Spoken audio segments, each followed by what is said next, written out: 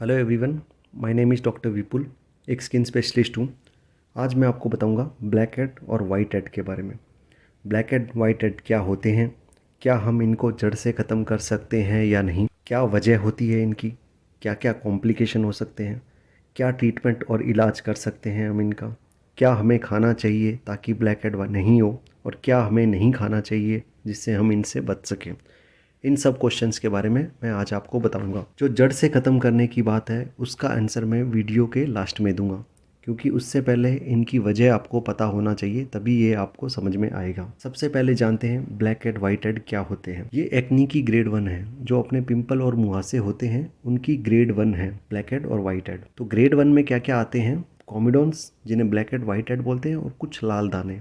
Grade 2 के अंदर लाल दाने और कुछ पस वाले दाने। ग्रेड 3 के अंदर पस वाले दाने और कुछ नोड्यूल और सिस्ट, मतलब जो चेहरे पे अपने को गांठें और बड़े बड़े सिस्ट दिखते हैं वो। और ग्रेड 4 के अंदर सिस्ट और नोड्यूल्स, पूरे चेहरे के ऊपर बड़े बड़े गांठें होंगी, सिस्ट होंगे। ये सबसे सीवियर फॉर्म होती है, स्कार पड़ने के ज़्यादा चांस होते हैं इसके अंदर। अभी ग्रेड्स क्यों इंपॉर्टेंट है? क्योंकि सारा ट्रीटमेंट जो एक्ने का होता है वो ग्रेड्स पे डिपेंड करता है। कब हमें टॉपिकल देना है, टॉपिकल मतलब सिर्फ लगाने की दवाई देते हैं, कब हमें ओरल ट्रीटमेंट देना है, कब हमें आइसोट्रेटिनोइन देना है, कब हमें पीलिंग्स करनी है, कब प्रोसीजर्स करनी है, ये सारा डिपेंड करता है ग्रेड्स पे। ठीक है, इसके लिए एक्ने की ग्रेड जानना बहुत इंपॉर्टेंट है। अब इनकी वजह क्या होती है? देखिए, अपने स्किन के अंदर पाइलोसिबेसिस यूनिट होती है। Pilo means hair. स्किन के अंदर फाइन फाइन विलस हेयर्स होते हैं, जो पतले पतले हेयर्स होते हैं। दूसरा सिबेशियस ग्लैंड्स होती है, जो सीबम बनाती है, जो चेहरे पे जो ऑयलीनेस होता है वो बनाती है। जो मुहासे होते हैं, जो ब्लैक हेड वाइट हेड, वो इनकी वजह से होते हैं। इनके अंदर कोई प्रॉब्लम होती है, उसी की वजह से ये फॉर्म होते हैं। अब ये पाइलोसिबेसिस यूनिट चेहरे में सबसे ज़्यादा कहाँ होती है? ये अपने होती है फेस पे। फेस में भी टी जोन है, जो अपना फोरहेड, नोज, चिन वाला एरिया है, उसमें सबसे ज़्यादा होते हैं। फिर अपर बैक में, चेस्ट में, शोल्डर्स में, आर्म्स में। तो इन्हीं एरिया में अपने को सबसे ज़्यादा मुहासे होते हैं, क्योंकि पाइलोसिबेसिस यूनिट इन एरिया में सबसे ज़्यादा होती है। अब पाइलोसिबेसिस यूनिट में क्या होता है? जो हेयर फॉलिकल्स होता है, इसके अंदर सेल्स ज़्यादा बनने लग जाती है। जब सेल्स ज़्यादा बनेगी तो ये पोर्स को ब्लॉक करना स्टार्ट करेगी।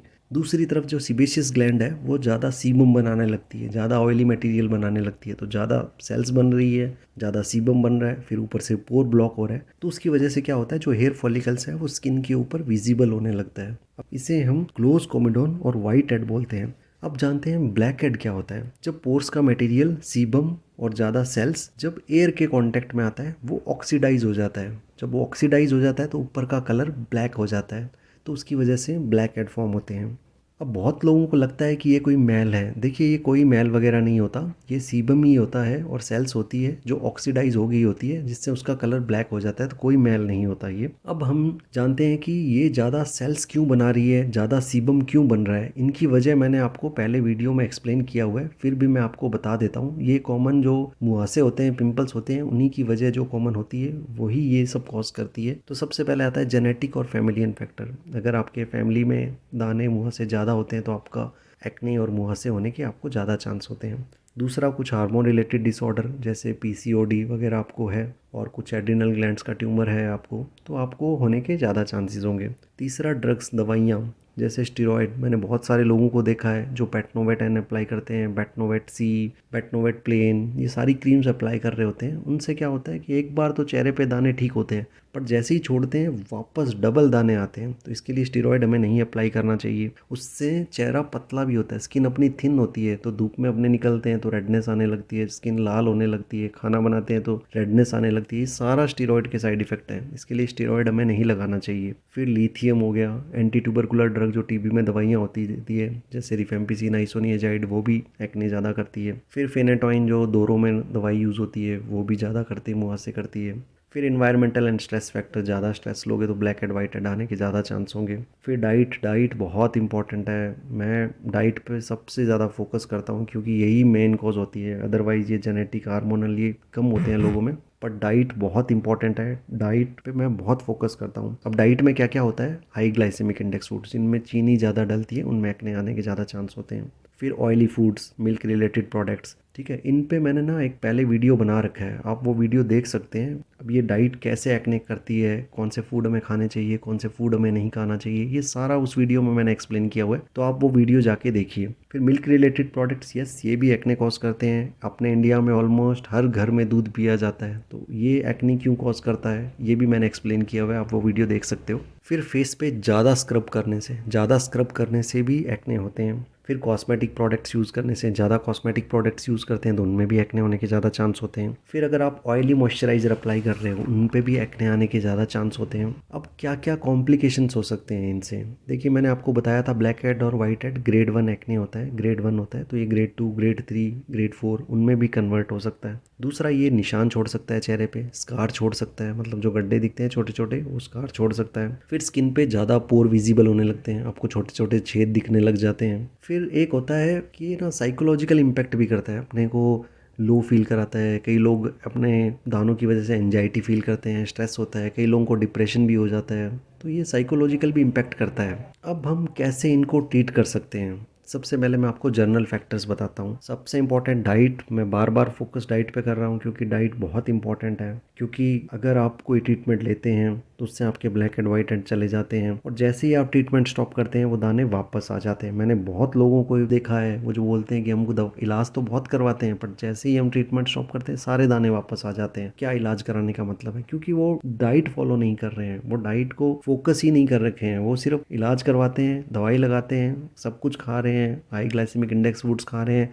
ऑयली फूड्स खा रहे हैं, मिल्क रिलेटेड प्रोडक्ट्स ले रहे हैं, तो कैसे ठीक होंगे, आपके आने ही वापस आएंगे ही आएंगे, 100% रिकरेंस होता है। तो डाइट बहुत इंपॉर्टेंट है। डाइट के बारे में मैंने अपने channel skin hair and nail care by dermatologist पे एक वीडियो बनाया हुआ है, आप वो वीडियो जाके देख सकते हैं। मिल्क एक्ने कैसे कॉज करता है उस पर भी मैंने एक वीडियो बनाया हुआ है, वो आप जाके देख सकते हैं। दूसरा, हमें जो कुछ लोग होते हैं जो अपने चेहरे पे या अपने बालों पे ज़्यादा ऑयल अप्लाई करते हैं, उन्हें भी वो नहीं करना चाहिए, क्योंकि ऑयल पोर्स को ब्लॉक करता है, उससे ब्लैक हेड वाइट हेड आने के ज़्यादा चांस होता है। तो हमें वो भी ज़्यादा अप्लाई नहीं करना चाहिए, बहुत ही मिनिमल, सिर्फ बालों पे अगर आपको अप्लाई करना है बहुत ही 1 या 2 बूंद बस अप्लाई कीजिए। ऑयल मैं रिकमेंड नहीं करता हूँ बालों के लिए, तो इसके लिए आपको ऑयल भी नहीं लगाना चाहिए, क्योंकि आपके ब्लैक हेड वाइट हेड आने के ज़्यादा चांस होते हैं। फिर फेस को ज़्यादा स्क्रब नहीं करना चाहिए। मैंने बहुत सारे लोगों को देखा है कि जब भी उन्हें ब्लैक हेड वाइट हेड ज़्यादा होते हैं, ज़्यादा मुहासे आते हैं, और सलून या पार्लर्स में जाते हैं, पार्लर वाले सबको बोलते हैं स्क्रब कर लो, स्क्रब कर लो।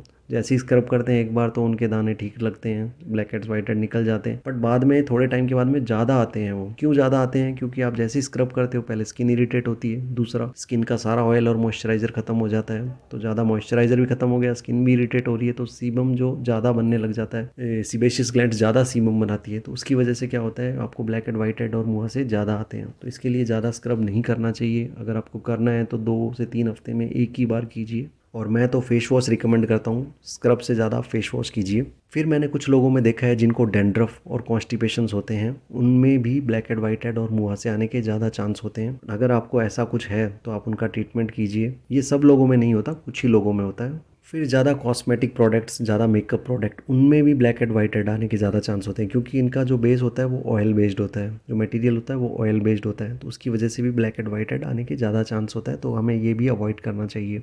फिर जो आपका पिलो होता है, आपका तकिया का कवर होता है, उस पर क्या होता है कि आप जैसे सोते हो तो आपका जो फेस का ऑयल है उस पर लग जाता है, वहाँ पे बैक्टीरिया ग्रो करने लग जाते हैं। तो अगर आप फ्रीक्वेंटली वो चेंज नहीं करते तो आपको मुंह से और ब्लैक हेड वाइट हेड आने के ज़्यादा चांस होते हैं। वो बैक्टीरिया आपकी स्किन में आ जाते हैं, तो उसकी वजह से ये प्रॉब्लम्स होती है। फिर कुछ लोगों में मैंने देखा है कि मास्क लगाने से भी ब्लैक हेड वाइट हेड और ये एक्ने आने के ज़्यादा चांस होते हैं। ये क्यों होता है, एक तो मास्क, कुछ लोग फ्रीक्वेंटली एक ही मास्क यूज़ करते रहते हैं, एक तो गंदा हो जाता है जिस पर बैक्टीरिया ग्रो करते हैं, दूसरा मास्क क्या करता है, आपके फेस के अराउंड एक क्लोज इन्वायरमेंट पैदा कर देता है, और जब आप सांस छोड़ते हो तो वहाँ पे मॉइस्चर इकट्ठा होने लगता है, उस मॉइस्चर और ह्यूमिडिटी होती है, तो वहाँ पे एक्ने आने के ज़्यादा चांस होता है। तो आपने देखा होगा कि गर्मियों में थोड़ा ह्यूमिडिटी बढ़ती है तो लोगों के दाने फेस पे मुँह से ज़्यादा होने लग जाते हैं, क्योंकि ह्यूमिडिटी में मुँह से ज़्यादा होते हैं। अब ये तो हो गए जनरल फैक्टर। अब स्पेसिफिक फैक्टर्स के बारे में जानते हैं कि हमें क्या करना चाहिए। देखिए, आप black head and white head को निकाल सकते हैं। अब आप कैसे निकालेंगे, सबसे पहले 5 मिनट के लिए स्टीम लीजिए। फिर कोमिडोन एक्सट्रैक्टर आता है जो मार्केट में ईजिली अवेलेबल है, आप कोई फ्लिपकार्ट या अमेज़ोन किसी पे भी ले सकते हैं, उससे आप ब्लैक हेड वाइट हेड निकालिए। आपके ब्लैक हेड निकालना ईजी होता है कंपेयर टू वाइट हेड, ठीक है। तो अगर आपके ब्लैक हेड वाइट हेड नहीं निकल पा रहे हैं तो आप नियर बाय डर्मेटोलॉजी से संपर्क कीजिए। वहाँ पे वो फेस जो वाइट हेड्स होते हैं उन पे छोटा सा निक देते हैं नीडल से और इजीली उनको निकाल देते हैं, तो आप वहाँ पे भी जाके ये निकाल सकते हैं। फिर आप फेस वॉश यूज़ कर सकते हैं। अब कौन सा फेस वॉश यूज़ करना चाहिए? कोई भी मेडिकेटेड फेस वॉश यूज़ करें, मैं कोई स्पेसिफिक ब्रांड नहीं बताऊंगा, सिर्फ आपको दो कंटेंट उन पे देखना है, ग्लाइकोलिक एसिड और सैलिसिलिक एसिड्स। ये 1 और 2% में आते हैं। आप कोई भी ब्रांड यूज़ कर सकते हैं। कितनी बार फेस वॉश आपको यूज़ करना है? At least 3 times a day. Morning में यूज़ कर लीजिए, एक बार आफ्टरनून में, एक बार रात को सोते समय। कैसे यूज़ करना है? आप फेस वॉश को अप्लाई कर लीजिए फेस पे, 2 मिनट के लिए छोड़ दीजिए और प्लेन वॉश कर लीजिए। उसके बाद में नॉन कॉमेडोजेनिक आपको मॉइस्चराइजर पे लिखा हुआ देखना है, उसके ऊपर लिखा हुआ ये वर्ड नॉन कॉमेडोजेनिक, ठीक है? कोई भी ब्रांड का आप यूज़ कर सकते हैं, कोई भी मेडिकेटेड, उसके ऊपर लिखा होना चाहिए नॉन कॉमेडोजेनिक, ठीक है? तो वो आप यूज़ कर सकते हैं। फेस वॉश करिए, उसके बाद में नॉन कॉमेडोजेनिक मॉइस्चराइजर लगा लो।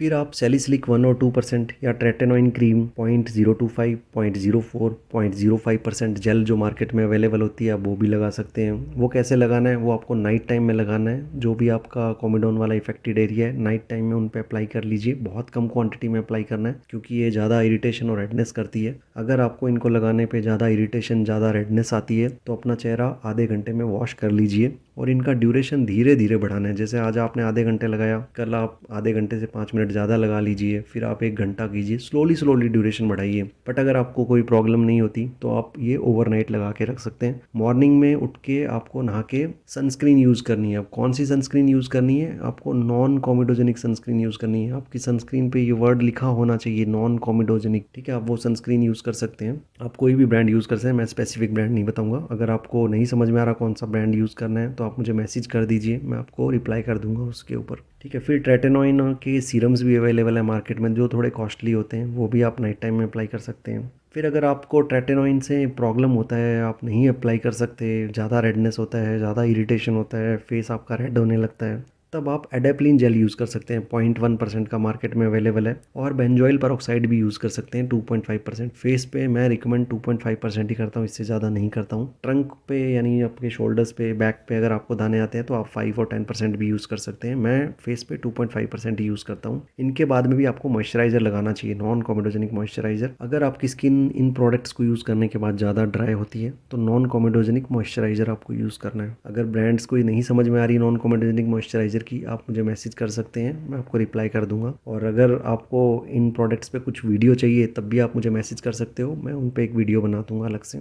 अगर ये सब करने के बाद में भी आपके ब्लैक हेड वाइट हेड ठीक नहीं हो रहे हैं तब आपको स्किन के डॉक्टर के पास जाना चाहिए। वो स्किन पील करते हैं, सैलिसिलिक की पील्स आती है मार्केट में, 20%, 30%, 40%, वो अकॉर्डिंग टू आपके फेस। डर्मेटोलॉजिस्ट आपका देखता है आपका फेस कैसा है, उसके हिसाब से वो कंसंट्रेशन आप पे अप्लाई करता है फेस के ऊपर। और ये स्किन पील्स बहुत ज़्यादा कॉस्टली भी नहीं है, ईजिली कोई भी स्किन का डॉक्टर कर देता है। कुछ डॉक्टर्स होते हैं जो ओरल ट्रीटमेंट भी प्रेफर करते हैं, आइसोट्रेटिनोइन, थोड़े 3 से 6 महीने के लिए आपको आइसोट्रेटिनोइन भी खिलाते हैं। तो आप ये स्किन के डॉक्टर के पास में जा सकते हैं और इनका ट्रीटमेंट ले सकते हैं। अब मैंने आपको जो बताया था कि ब्लैक एंड वाइट हेड क्या हम जड़ से ख़त्म कर सकते हैं या नहीं, मैंने बहुत सारे यूट्यूब पे वीडियो देखे हैं जो ये क्लेम करते हैं कि आप ये लगा लो, ये चिपका लो, इससे आपके ब्लैक हेड जड़ से ख़त्म हो जाएंगे, फिर कभी नहीं आएंगे। देखिए ये सारे फेक वीडियोज़ होते हैं, क्योंकि जड़ से ख़त्म करना इनको पॉसिबल नहीं है। कैसे पॉसिबल नहीं है? क्योंकि आपको मैंने वजह बताई कि एयर फॉलिकल की प्रॉब्लम में ज़्यादा सेल्स बन रही है, दूसरा सीबम ज़्यादा बना रहा है जो सीबेशियस ग्लैंड्स है। ये हमारे स्किन पे मॉइस्चर भी करते हैं, हमारे स्किन पे मॉइस्चर करते हैं। नॉर्मल जो अपनी स्किन पे मॉइस्चर रहता है वो इन्हीं से होता है। अगर ये मॉइस्चर नहीं करेंगे तो स्किन आपकी ड्राई हो जाएगी। जैसे आपने विंटर में देखा होगा कि मॉइस्चर कम होता है तो उसकी वजह से स्किन ड्राई होने लगती है। तो ये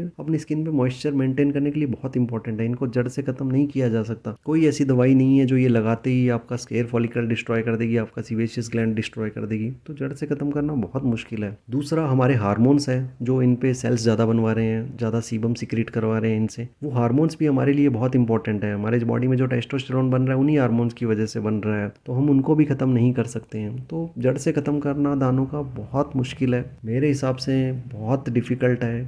अगर आपके ब्लैक हेड वाइट हेड होते हैं तो मैंने आपको क्रीम, फेस वॉश, सीरम सारे बताए हैं, आप यूज़ कीजिए। उसके साथ साथ ये डाइटरी फैक्टर बहुत इंपॉर्टेंट है, मैं बार बार बोल रहा हूँ, आपको यूज़ करना है। उससे आपके ब्लैक हेड वाइट हेड ठीक हो जाएंगे। जैसे ही आपके ठीक होते हैं आप फेस वॉश यूज़ करते रहिए। डाइट हमेशा आपको कंट्रोल करके रखनी है। मैं ये नहीं बोल रहा कि आप इंजॉय करना छोड़ दीजिए, डाइट बिल्कुल जंक फूड खाना ही बंद कर दीजिए। आप खा सकते हो बट एटलीस्ट हफ्ते में एक बार खाओ, या कंट्रोल मैनर में खाओ, कम खाओ। ताकि आपके ब्लैक हेड वाइट हेड ज़्यादा नहीं हो। आप ज़्यादा खाओगे तो ज़्यादा 100% होंगे आप। फिर मिल्क बहुत इंपॉर्टेंट है, मिल्क बहुत कॉमेडोजेनिक करता है। अब क्यों करता है, मैंने एक सेपरेट वीडियो बनाया हुआ है, आप वो जाके देख सकते हैं। ओके फ्रेंड्स, आई होप आपको ब्लैक एंड वाइट हेड के बारे में कुछ नॉलेज मिला होगा। तो आप इस नॉलेज को अपने फ्रेंड्स और फैमिली मेम्बर्स में शेयर कर सकते हैं। मैं ये नहीं बोल रहा कि आप मेरा वीडियो शेयर कीजिए, आप भी शेयर कर सकते हैं। आप उनको बताइए कि क्या क्या फूड कॉज करते हैं, क्या हमें लगाना चाहिए, कौन सी फेस वॉश में यूज़ करना चाहिए, कौन सा मॉइस्चराइज़र में यूज़ करना चाहिए, कौन सी सनस्क्रीन हमें यूज़ करना चाहिए, आप उनको बता सकते हैं। अगर आपको कोई स्किन, हेयर और नेल रिलेटेड डिसऑर्डर पे कुछ वीडियो चाहिए तो आप मुझे मैसेज कर सकते हैं, मैं उस पर वीडियो बनाने का ट्राई करूँगा। At last but not least, thank you everyone for your valuable time. Thank you.